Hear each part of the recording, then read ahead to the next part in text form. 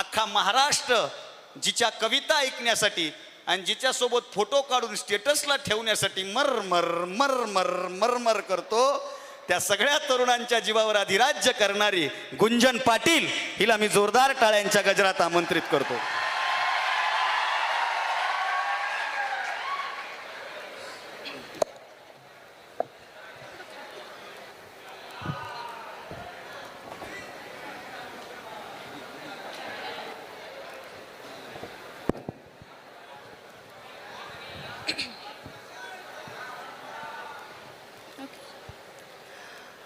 माझा आवाज येतोय शेवटपर्यंत? व्यवस्थित येतोय? मी दिसते शेवटपर्यंत? गुंजन, 2 तासापासून तुझ्याशिवाय काहीच दिसत नाही. त्याचं उत्तर तुम्हाला आता मिळेल. मी दिसते शेवटपर्यंत? कशी दिसते?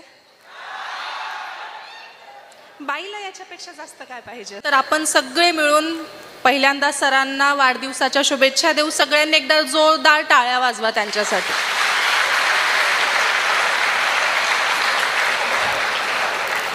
ही युवा पिढी आणि जेन झी काय करू शकते हे आपण दाखवून दिलंय. या देशात खूप काही आपण केलंय आणि त्यांची शक्ती एकत्र आणण्याचं काम सर करतात. हे खूप मोठं काम आहे. मगाशी अविनाश म्हणत होता की काही लोक कविता ऐकायला आलेत, काही बघायला आलेत. मला खात्री आहे तुम्ही कविता ऐकण्यासाठीच आला आहात. बघण्यासाठी आला असणार तर तुम्हाला एक किस्सा सांगते. एका महाविद्यालयात गेले होते. ज्युनियर कॉलेज होतं सर. 12वीचा मुलगा असेल. बसलेला होता समोर आणि टक लावून बघत होता. आता तुम्ही किती छान दाद देतात, हसतात मध्ये, तो काहीच नाही, फक्त बघत होता. मला अनकम्फर्टेबल झालं. मला बोलायला सुचत नव्हतं. आणि मग कार्यक्रम संपल्यावर सर मी त्याला जवळ बोलवलं आणि त्याला सांगितलं की अरे बाळा, मी मोठी आहे तुझ्यापेक्षा. सर इतक्या कॉन्फिडन्स नाही सर तो बोलला. आम्हाला आमच्या कांगणे सरांनी सांगितलंय की मोठी स्वप्न बघायची.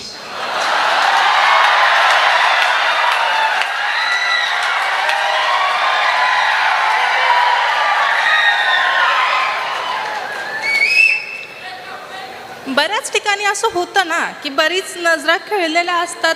एक मिनिट. शिट्टी वाजवणं आपली संस्कृती नाही.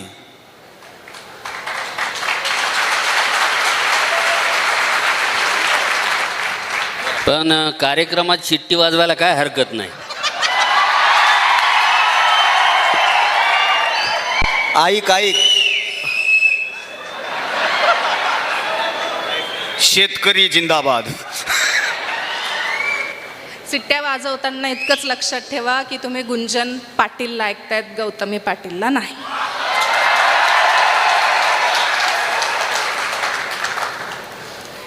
तर बऱ्याच कार्यक्रमांमध्ये असं होतं सर की काही लोक टक लावून बघत असतात. मग 2 ओळी लिहिला की इतका रोखून पाहू नको रे, मी अशी वितळणार नाही. हे जवळजवळ सगळ्याच पोरी म्हणू शकतात प्रत्येक मुलाला की इतका रोखून पाहू नको, मी अशी वितळणार नाही. माझ्या डोळ्यात घनदाट जंगल आहे, तुला रस्ता कळणार नाही.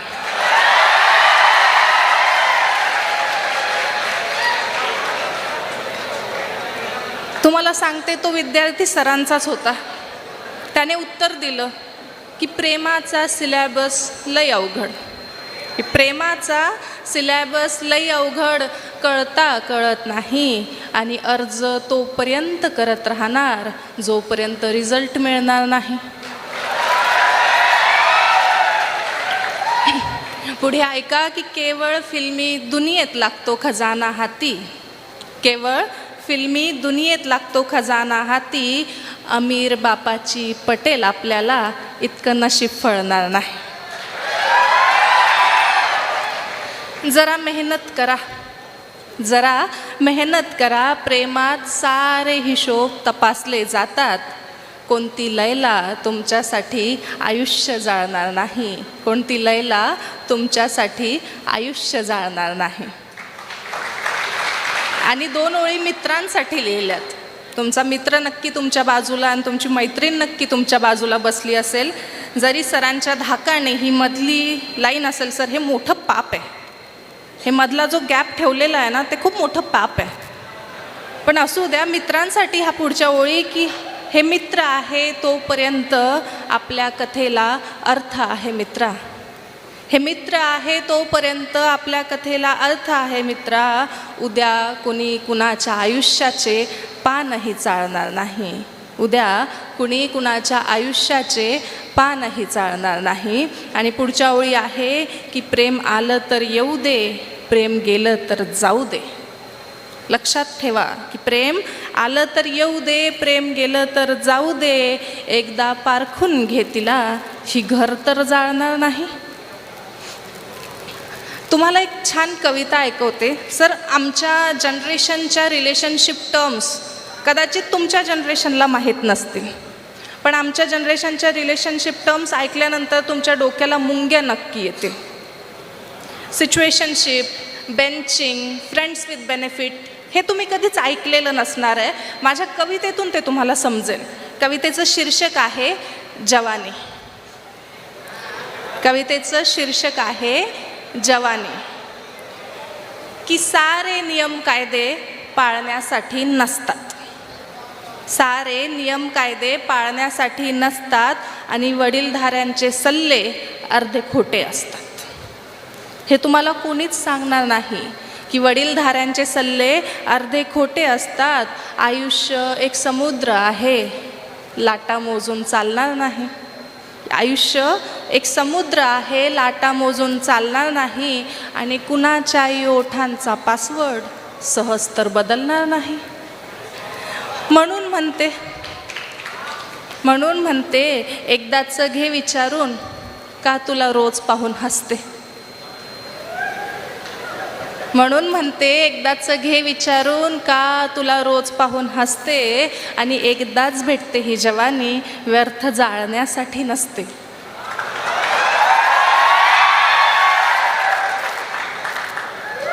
प्रेमाची आता रीत बदलली, प्रेमाची आता रीत बदलली. कालच एका रांझ्याने हीर बदलली. तू कुठं आता व्हिंटेज निखळ प्रेमाची वाट पाहतो. आता रोमिओ खुद ज्युलिएटसोबत सिच्युएशनशिपमध्ये राहतो. सिरीनेही फरहादला बेंचिंग केलं म्हणे. आता ती प्रत्येकाला पाहून हसते. आणि एकदाच भेटते ही जवानी, व्यर्थ जाळण्यासाठी नसते. घे मनावर दे दाखवून, तू काय रीज आहे. घे मनावर दे दाखवून, तू काय रीज आहे. असेल ती हॉट बॉम्ब सेक्सी, तू ही कोल्ड स्टोरेज फ्रीज आहे. किती दिवस रेड फ्लॅगचा विचार करत बसणार. तिचं घोस्टिंग सुरू आहे आणि हे तुला कसं दिसणार. कर लव बॉम्बिंग प्रत्येक मेटल वितळण्यासाठीच असतं. कर लव बॉम्बिंग त्याच्याच हातात गेम आहे. आपली तारीख पक्की करून घे. पुढचं व्यवस्थित ऐका की आपली तारीख पक्की करून घे. इथे रोज नवीन डेटिंग आहे. आणि फार विचार करत बसू नको, कुण्या मित्राची ती सेटिंग आहे.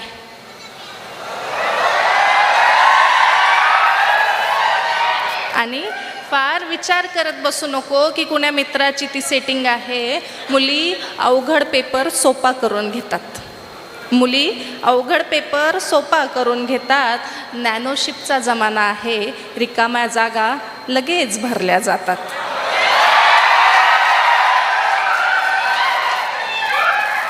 झुरत बसून काय फायदा. झुरत बसून काय फायदा. ही बाजी खेळण्यासाठी असते. आणि एकदाच भेटते ही जवानी, व्यर्थ जाळण्यासाठी नसते. पुढचं ऐका की जन्मोजन्मी तू माझा मी तुझी, ही सारी दगाबाजी आहे. जन्मोजन्मी तू माझा मी तुझी, ही सारी दगाबाजी आहे. बेबी, शोना, माऊ, पिल्लू, सारी बायोलॉजी आहे. वेडे होते लैला मजनू, वेडे होते लैला मजनू, वेडे होते कृष्ण आणि राधा. प्रेम बिम काही नसतं, केवळ असतात नर आणि मादा.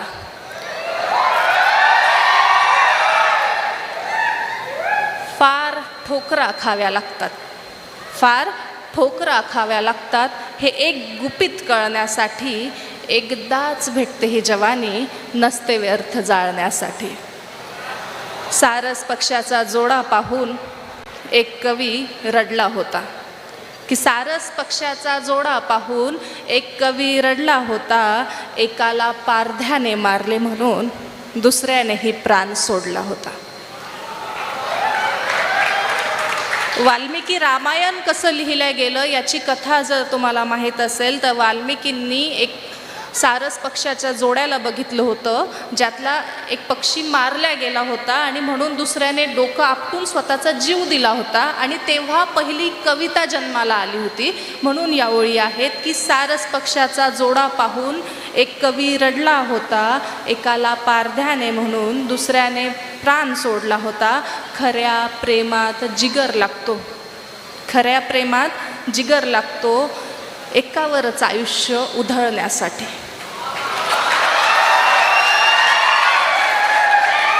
खऱ्या प्रेमात जिगर लागतो एकावरच आयुष्य उधळण्यासाठी. आणि एकदाच भेटते ही जवानी, नसते व्यर्थ घालण्यासाठी. एकदाच भेटते ही जवानी व्यर्थ घालण्यासाठी. धन्यवाद.